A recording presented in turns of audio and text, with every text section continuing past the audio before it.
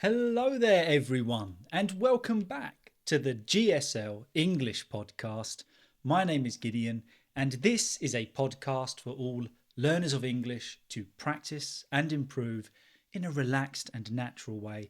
And as you can see, if you are watching this episode, I am joined by the most special of guests. I'd like to welcome my wife, Heather, onto the podcast, everyone. Round of applause, round of applause. How are you doing? I'm very good, thank you. You wholeheartedly dislike this, don't you? Yes, I really don't like this. And you can tell that Heather doesn't like this because I think it's nearly 2 years since you were on the podcast. Has it really been that long? Yep. You were the first guest I'm ever. The only in-person guest. Am I? Yeah, you're the first guest. You're the only in-person guest. And I do get quite a few comments asking, we'd like to see your wife again. Have a little catch up. So tell the people, how are you doing? I'm doing good, thank you. Are you, because you don't watch the podcasts, do you? I probably hear the first 10 minutes of them. But that's only because you just hear me editing and Yes. editing away. Yeah. Yeah. And also another first. This is the first episode where I've actually physically got a cup of tea. Do you not normally have a cup of tea? No, and that's a clear indicator that you don't watch the podcast. No, I never normally have a cup of tea. Why not? I tried it once Mm-hmm. and realised that I'm a bit of a loud sipper. So if you think you're a loud sipper, what are you going to think of me? Well, the microphone's further away. So, Okay. and because I realised there was an issue with that because I'm the only one talking Mm-hmm. when I do the podcast. There's just these weird breaks where you just hear swallow. And it sounded awful. I wouldn't want to listen to that. That's ASMR, isn't it? Maybe there's a market for it. We'll find There out. is a market for it. It's ASMR. And talking about the microphone being further away, you might find this as I don't know how the audio is going to come out because I've only got one microphone. We've tried volume testing this far too much and we just had to get on with recording it. Actually, I'm just going to check that I did click record. Yes. Because I know I'm not going to get you again. So if this is a little bit quiet, then I do apologise. But it's 2026. Mm-hmm. We had a busy year last year, didn't we? Busier than I anticipated it being, yeah. What would you say was the biggest change for you? Well, you've had quite a few changes. We've had quite a few changes. We Yeah. moved house. You started like this. Well, no, wait, no. When did you start this? The podcast. It's a lot longer. A lot longer than a year. You joined it 2 years ago. I saw. Wow. No, I would say it's been a lot longer than you'd think. I don't know why, but I feel like you've only been doing this last year. Obviously not, because I do now realise, yeah, I was on it, but I didn't feel like that was 2 years ago. I think it was I actually. feel like it was at the beginning of this last year. I think it was end of 2023. Someone will probably correct me on this. Because I know there's some viewers that do actually enjoy the podcast. It's not that I wouldn't enjoy them. I just don't think to It's not your cup of tea. Listen But to I've you got all these the guys. time. I've got these guys, these loyal fans that actually care. So, do we need her? No, we do. Just not on the podcast. I think it was about 2023. Okay. About the end of All 2023. right, so I was wrong with that. So, Yeah. okay, well, maybe you haven't done as much as I have done now. But what we did together was move house. Move house? Yeah. This is our first home in England together. Mm-hmm. You can see here Heather did this interesting bit of decorating. I think that's been one of the most interesting insights after moving is the different approaches to a few things. Because we started off with an empty house, so we didn't have anything, did we? No. We bought it all from scratch. I think it's been really interesting the differences of what we view as necessities of what we need and decorating styles. I think we've got to a point now where we're kind of meeting in the middle. I think it's now just got to a point where you just don't question it. That's marriage, right? No, I mean, like, for example, for you, what your 5 necessities when we moved into this home, what were they? Bearing in mind we had nothing. I mean, We're starting from scratch. I can't What were your remember that. necessities? Well, we already had a sofa. Okay, yeah, sofa. Yeah. Bed. Yeah, I'd go with that. I think we're going to agree on the 5. Go on then. I can't think what else. I wanted a rug. Actually, I did get a rug straight away for the kitchen. Okay, yeah, I don't agree with that. But carry on. Just give me your 5, then I'll give you my opinion. It was rug because it was freezing cold floor tiles, so I wanted a rug. Else, drawers, wardrobes, which we still haven't got. So they're your 5 necessities. Yes. I think I disagree with most of them. Why? I'll tell you why. I think the first necessity was a mattress, not a bed frame. To be fair, we bought them at the same time. But I think then I've realised, actually, I keep doing this. You asked me this before. Sorry if I'm looking down, because from where the laptop is, we're down here, but the camera's up there, which I'm not used to that, Heather. If you watch the podcast, you know where things are. How many times is that going to get referenced? So if I am looking down and not at the camera, I do apologise. So yeah, mattress was a necessity. Bed frame, not so much. You can chuck a mattress on the floor. Which we did, I think, initially. Yeah, sofa we ordered. But we ordered the bed frame because we knew what we wanted. Rug, not essential at all. Not at all. We one of the first but then things. otherwise you just have like an empty house. I think the soft furnishings stop the echo, make it feel a bit warmer. I think if I hadn't have done that, the home wouldn't have felt as homely as quick. Oh, I 100% agree with that. Okay. Like, this looks like a home because of you. But what let's carry on with necessities. Fridge. Oh yeah, which we didn't have for longer than we anticipated. Oh, that was funny. So Heather said, I was going to say, one thing is you struggle making decisions in that kind of area, just because you're a big thinker, and Heather will make a decision. Am I right? I don't like thinking there's a better option. Yeah. So I don't like committing. So just explain that a little bit. So how do I explain that? I will find something I like, but then I will think, let's just double check that there isn't something else I like more. Okay. Yeah. And because I find other things, then I have too many things to decide from. Yeah. Whereas you'll see one thing you like and think, just get it. It's good enough. But I can't do that. I have to check every single website, every single shop, everything to make sure that there isn't a better option. Yeah, which once I've seen it, I think that's what I want. I don't need to know what else is out there. But what happens, so we said to Heather, I was quite busy. As you know, I've got a bit of another business as well. So I was working with that. And we said to Heather, you're right to order the fridge. So Heather said, yeah, I'll order the fridge. Yeah, but this is quite a big... But what happened when the fridge came? It was a lot smaller than I anticipated. It was half the size of me. I'm short and I could put my elbow on the top of the fridge. I remember the guys delivering it, and they looked at me, and I looked at them, and I said, I don't think you were around when it got delivered. I don't know what you were doing. No. They looked at me, and I looked at them and said, that is a small fridge, isn't it? And they said, yeah, it really is. Is this your only fridge? I said, I think it is. I said, so that is the other half coming? But it was the wrong fridge. I measured the width. Yeah. It had a specific space it had to fit in. I didn't think about the height. I was proud of you for making a decision, though. Thank you. But that again that's also why I don't make decisions well, because then that happens. But they sorted it out. We got another fridge. So yeah, fridge was a necessity. It's also interesting as well because for me, just moving in, one plate each, one bowl each, a knife, a fork, one of everything that we need was enough. But I realised there's such thing as matching sets for plates, for bowls, for knives, for fork. Everything's got to be matching.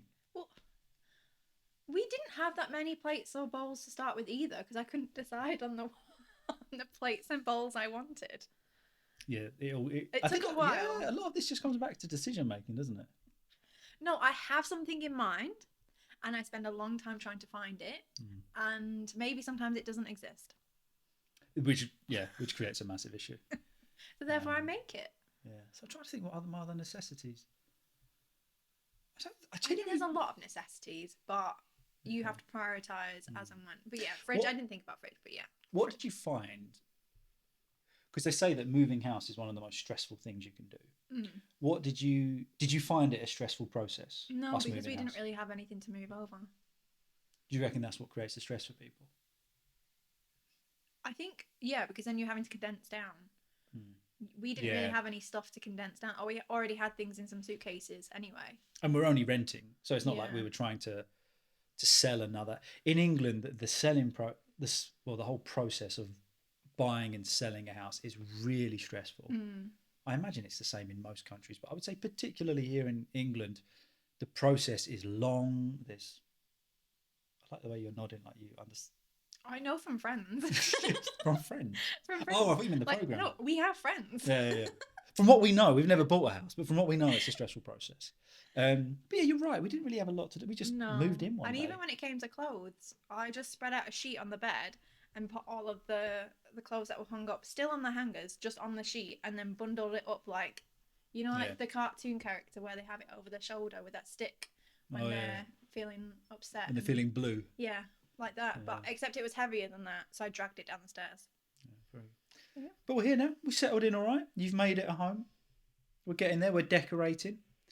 I think that's the thing that takes time. Is for a while, I spoke about this on an episode, but you wouldn't know. Is that it feels like a shell. It takes quite a while for it to feel like a home. Yeah. Did you find that as well? That it like I would say only in the last few months, it smells like us, not in a weird way, but it smells like us. We've got our stuff in here. I think you have to now. put your It feels like a home. you have to put your own print on it, which for me is colour and something that's not grey. Now, another amazing thing you did this year that I want to pick your brains on. You started a fully fledged business this year, didn't you? I guess so, yeah. You did. I know, but it doesn't feel like it. It just feels like I don't know. I'm just now doing something with my time that pays me money. But I think this is a really encouraging experience. So, what are you doing now? I'm now a nail technician. A nail technician. Perhaps just explain what that is. Most people will know, but just what is a nail technician? I make people's nails look nice, but also care for the health of their nails in the process. Now, when did you start, let's say, trading as a business? I think my official opening date was the 1st of April. 1st of April 2025, yeah. Yes. It's under a year. Yeah. And now you've got enough work from doing that? Mm-hmm. I've got bookings as far as May. January's full, February's almost full. So yeah. Did you expect the business? Because if I'm being completely honest, you've got a real creative mind, but you would never have said beforehand that business was your strong point. It still isn't, I'll be honest. So how did you do it? How did you? Because I didn't really help you with this. You did it all yourself. Yeah. It is a massive achievement. How did you start a business and get it to the point where you want it within 9 months? What was your mindset? My mindset? I don't know. I just wanted to make pretty nails. I guess it helps that I enjoy what I do. Because you love it. I love it. The scary part was actually having to interact with people I didn't know. But it's been like the first few were really scary, but it ended up being really wonderful, and I've got incredible friends from it. So I think that has helped. What were you scared of? Being conversational for a while one-on-one with somebody you don't know. Because it's just you and the client. So that was kind of scary. Not like running out of things to talk about, and also particularly because I am doing something at the same time that requires, for me, a lot of mental focus. Yeah, too right. So having to juggle the two is really hard. Sometimes I'm not as conversational as I would like to be, and I do honestly say that. I say we can either do nail art or we can have conversation, but we can't do the two at the same time. Because am I right that a lot of people that come to get their nails done, I think within that world, I don't know anything about it, but I think it's a little bit of a break, isn't it? Like you've got a lot of busy mums, you've got a lot of working people. For them, coming to get their nails done is actually just a bit of them time. I think at the beginning, I put a lot of pressure on how fast I was doing the nails. But over time and becoming good friends with the clients, I've come to realize that actually that time that they have is just a bit of peace, a bit of what's the word? Not Self-love. self-care. Self-care. Yeah, self-care. Because they don't really get a chance to have an excuse to do that without a reason for it. So they're getting their nails done, which is something practical because it does help a lot. I think I think one of the reasons that your business became successful is because you understood that aspect of it. And I think that I learned a lot from that. That actually it's not just about knowing or knowledge of what you do. It's understanding what the customer wants from that experience, which of course they want their nails done, but also they want a place where they can just switch off for a couple of hours, get their nails done, and just not have to think about everything else. Do you think you understanding that is what helps you to just grow the business? I think so, but also like I'm passionate about them having a good experience. So I want them to sit and relax because it makes me feel more relaxed. I also care about their nails and their lives actually. It's quite nice to just chit chat and catch up, and You get to know sometimes them, don't you? and it's like sometimes a therapy session for them because then they get to talk to somebody, kind of offload, and it's just I don't know, it's just quite nice getting to know them. So what would you say to someone that, if there's a viewer or a listener on this that has got something that they love doing, they want to start a business? I think it's easy to say just follow your dreams, do what you love. That's not really it. What would you say to somebody that just wants to start a business? I mean, I do think I was in quite a lucky position because we moved into this house and it had an outdoor space to make a studio. So I do think I already had an advantage. But as far as starting your own business, I think you have to be completely in love with what you're doing.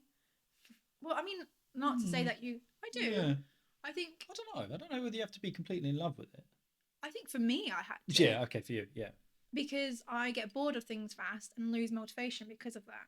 So if I stopped liking what I do, it would be very easy to just kind of put the brakes on and not push for it. But also, I guess I don't know really. I'm not a business person. So taking business advice from me is not the most ideal. I think that's the encouraging I part. loved what I do and wanted to do it full time. Yeah. And that was the thing. It wasn't an option. And also because we'd invested a lot into the supplies and I told everybody that's what I was going to be doing. I felt like I had to because I didn't want to fail. And failure wasn't an option. So I think that's the interesting part, that for you, that's one thing I noticed with you, your determination, that because it had to work, because I guess the initial investment and an element, that is because my phone battery's low. I don't know whether you just heard that little noise, but that's because I forgot to charge my phone before this. Do you not just keep it on charge all night? You'd think so. But you've got to realise this isn't a professional podcast. For those that watch regularly, no, it's not a professional podcast. So, what were we saying? You were saying I was determined. Yeah, I think but also there's pride involved, things like that. You let's be honest, you didn't want it to fail. No. So I think no matter what it is, you've got to be determined with it. So you've got to choose something that determination can stay. But I think it helps if you love what it is that you're trying to achieve. Yeah. And I became obsessed with creating the perfect nail sets and would analyze them constantly. And all I wanted to do with them was the next person's nails to improve. So I think it was also a lot about me. In a way, it's selfish. Like I wanted to be better. And the only way to improve my skills was to then keep having more and more clients. So I had to push for, advertising my studio to get more clients because I needed to practice more. But also you invested in yourself as well in the sense of training. Yeah, doing the training. So you did a lot of courses, didn't you? And still doing more courses now. So you're not stopped learning. No. So that's it. I think if people do want to start a business or they've got that, you've got to find something where that determination can stick. Because I think you can have an idea, whereas it's really difficult to stay determined with it. I've done it in the past where that motivation just isn't there, whether you love it or not. And for you marketed so much, didn't you? On Facebook, particularly. On Facebook, yeah, but I didn't pay for any of the marketing. I just pestered everyone. Somebody told me that we get so many emails every single day from all kinds of shops and everything. And okay, some might get annoyed and unsubscribe, but generally you don't really care about how many emails you get. And the same is with us. Why should we feel apologetic by how much we're advertising? Yeah. You know, at the end of the day, if they don't want to see your stuff, then they just scroll across it. It doesn't really affect them that much, but it affects us if we don't advertise. So. Oh, well done. Well, I'm proud of you. Thank you. You should be proud of yourself. I am, actually. So, yeah, apart from that, 2025 was a busy year, quite a momentous year for us. Mm-hmm. Yeah. I wonder what 2026 will hold. We're not starting another business. No, we're certainly not. Hopefully, we'll still be doing the podcast, but it's gone a bit stale recently. Has it? Not stale, but we're not growing as much as we were before, just being completely honest. Is it because I'm not watching? It's because you're not in it. I know. This isn't becoming a regular. I think it is. Let me know in the comments. Would you like Heather to, like, once a month join the podcast? We could read stories together, articles. We'd have so much fun. That We'd sounds bond. more boring. Reading stories and articles. No, what's boring is me doing it for these poor people every week. Okay, but if I come on, I'm not reading stories and articles. What do you want to talk about?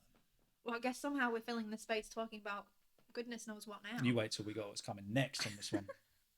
But yeah, 2026 should be a good year. Yeah. I'm looking for. It's our anniversary next month, isn't it? Yeah, next Anniversary. Looking forward to all my presents. What are you getting me? Have you got me anything yet? I have. No, you've not. I have. When? I'm an old romantique. I have got you presents. Have you actually? You've not. I have. I know you've not. I actually have. No, you've not. We'll wait and see, won't we? Wait and see. But I'm at home all the time. Nothing's been delivered. No, it doesn't. Anyway, yeah, I have got your presents. So what we're going to talk about next, because we're going to talk about something called hot takes. We love a hot take, don't we? So what is a hot take? I've got a definition here. See if you agree with this definition, if I can find it. So when someone says, I've got a hot take, it is a strong, often controversial opinion or perspective on a current event or trend. So if someone says, oh, here's a hot take, they're going to give their opinion or their perspective on something that could be perceived as controversial or most people would disagree. Would you say that's what a hot take is? Mm-hmm. Yeah. So I've got some examples and you've got some examples. We'll just start off like with a really simple one, just so the viewers and listeners can get an idea of what a hot take is. Now, I think we both disagree with this hot take. Okay. Pineapple on pizza is good. No, I disagree. I disagree as well. Oh, yeah. We have. That was a rubbish high five. I don't think we'll do that again. No, but apparently to make a good high five is you have to look at each other's elbow. I seem to remember us high-fiving on the first podcast we did together. We're not high-fiving again. I didn't like that. We don't high five in general, so we don't high-five. We're not high-fivers. It just felt like, but now we know. I high-five other people. Have you what? I high-five others. No, we're not no, high-fiving. I don't think you're a high five. No, I'm not a high-fiver. I'm not a fist bumper either. You know, like some people can do like cool fist bumps. No, I'm not. No, I'm not either. If you're listening to this, this is the visual portion of the podcast. All right. So pineapple on pizza. A hot take would be someone saying pineapple on pizza is amazing. I disagree wholeheartedly. I think it's disgusting. I don't like the texture of it. Yeah, there you go. I think it's not a sweet. Like I like sweet and spicy. Yeah. Or sweet and savoury, like honey on pizza. I like a hot honey. Mm-hmm. That's nice. Yeah, I agree with that. But the texture of hot pineapple, no. Right, you ready for my first hot take? This is genuinely my opinion, and I know you're going to hate this. So we haven't told each other what the other's hot take is. Just checking my phone battery. See how we go. So my first hot take is that cereal can be eaten any time of the day, anywhere. No.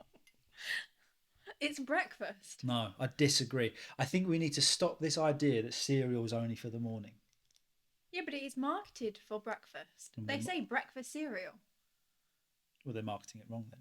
Because I don't think it's a meal in itself, except for breakfast. But for example, if we're watching TV at 10 o'clock, I get a bit peckish. Weetabix. Weetabix, especially in the morning. Cocoa Pops.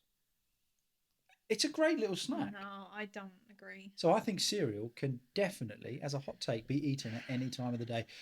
What do you guys think? I agree when it means that I don't have to make something. It's purely supplementary. So it doesn't replace a meal, but it does replace a meal for breakfast. As breakfast, it's a meal. Why is it sufficient for breakfast, but not for any other meal? I think it is actually, because I generally have something else with it, like a protein shake. For the average person, it's sufficient for one meal. Yeah. Here's another food-based one that we were talking about, okay? It's the soup situation. We've had a massive discussion about soup recently. I don't believe soup can be classed as dinner in itself, or soup. But it wasn't on its own. It had nice, freshly baked by a friend, sourdough loaf. I know, but I just don't think it's enough for dinner. It was enough for dinner. Not for me. Because it was a thick soup. It was very tasty. It was lovely. But it was a thick soup. Soup is not a dinner. It wasn't like a watery soup. It was like loads of roasted vegetables, blended and, zhuzhed up. And that's an interesting. You got to explain that. Zhuzhed. Zhuzh. So I don't actually know if that. I think it is a word. I tried to spell it once. Try to spell it now. I think it was like J. Zhuzhed. Zhuzh. What do you mean when we say zhuzhed up? Like you add a bit of something to make it better. You're kind of putting your touch on it to make it nicer or more interesting. Add a bit of flair. Yeah. Zhuzhed. Like your own. Yeah. Like generally with anything. You do that with everything though. Yeah. Heather's a very good cook. I'm not a good cook. You are a great cook. You're better than me. No, actually, I don't think you're a bad cook. I think you just have limited recipes that you do. Very true. And what you do well. So soup. So I don't mind it for lunch. But soup for dinner is not enough. Why is it okay for lunch? Because dinner's the big meal of the day. Yeah, but it is a big meal. It's nice and warm. Disagree. It's comforting. We've talked about this for hours already. So, but let me know in the comments. Well, let us know. And soup what I'll have to do is I'll have to let you know what the comments say, because you won't keep track of this. You're just like, yeah, I'm on the podcast. Don't care anymore. But do you think soup is enough for a dinner meal? Yes, a thick, big bowl of soup. I'm asking the people. Yeah, but it is. Oh. I'm just explaining that it wasn't a watery soup. I'm clarifying. It was a thick, really nice. It wasn't too creamy or sickly, and very substantial in the vegetables that we used. And it was a big bowl, and you had multiple slices of buttered sourdough. Because I was really fresh hungry. sourdough. Still hungry afterwards. No, you weren't. Okay. What's your hot take? Your first one. Can I have a look at my? You can. Heather's just Why while don't I she's put it like looking. that? Heather's got into crocheting recently, as you can see by the crochet balls. That are these crochet balls? No, it's yarn. Yarn that is everywhere around our house now. I got So she started on. When did you? 2 days ago. The living room is just full of yarn. There's yarn coming out of my ears. Yarn coming out of your ears. Yeah. Don't mess that. Sorry. Okay. Android is better than Apple.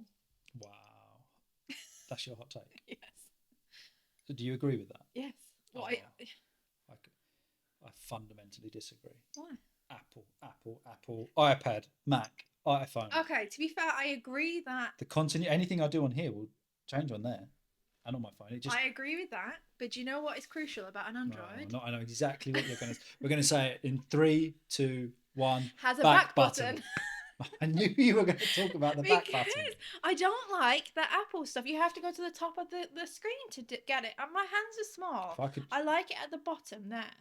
If I could show you on my phone's the camera. But no, you tried showing me the other day, and I still didn't understand. And you were swiping, and you couldn't get where you actually wanted to get to straight away. I just think with Android, you have to press 5 buttons to do what you, or 3 or 5 buttons to do what you do with an iPhone with one.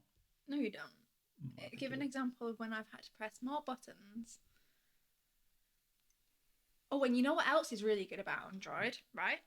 On WhatsApp, I can preview all of my messages without actually opening them, because there's a widget at the side that I can read all of my messages without actually opening them. But then you don't open messages. Because I've read them. Worst. Even your friends would say, Heather is just terrible. She's great in person. But if I'm ever in a really bad situation, I'll tell you what I'm not going to do. I'm not going to message you. You don't look at them. No, I do look at them. I just don't reply. No, I mentally reply. And because in that moment, I'm not prepared to actually have a full-blown like conversation, like a back and forth, I won't reply in that moment. I'll just deal with it later because like right there and then I'm not ready to reply. So I'll reply later. I mean, if it's something that's like absolutely they need to know right this second, I will reply. Yeah. But if it's just, I don't know, or I meant to reply and think I'll need to message them and I forget. And then it gets that really awkward stage of you've not replied in so long and then you do eventually reply and then now it's a little bit awkward. But I think iPhone generally has better cameras. They're easier to I use. do agree with that, to be fair. And I tell you, I just love, because I'm not technologically minded at all. I love the continuity of it. So everything I do on one, it just goes to the other, and No, I agree so with that. I disagree. I agree I with wish that. we should have done little signs. Disagree with that hot take. Okay. I guess it's just me. Do you want me to give you another one? Go on. What's the other one I found? Oh, Crocs are one of the best shoes ever made. Crocs. I love them. I think in comfort and practicality, I agree. Norman and But I in swear how in they them. look, I disagree. I think they're great. I like the Lightning McQueen ones, Yes. or the Chewbacca ones. I do. The quite like. Chewbacca ones. The Star Wars You ones. said Chewbacca. Yeah. Chewbacca. No. Chewbacca. Chewbacca. Bacca. Bacca. I've always said Chewbacca. Chewbacca. Oh my goodness. Well, you normally just say Chewie, don't you? Chewbacca. Okay. But I think they're one of the best shoes ever made. And yet you don't own a single pair. Why's that?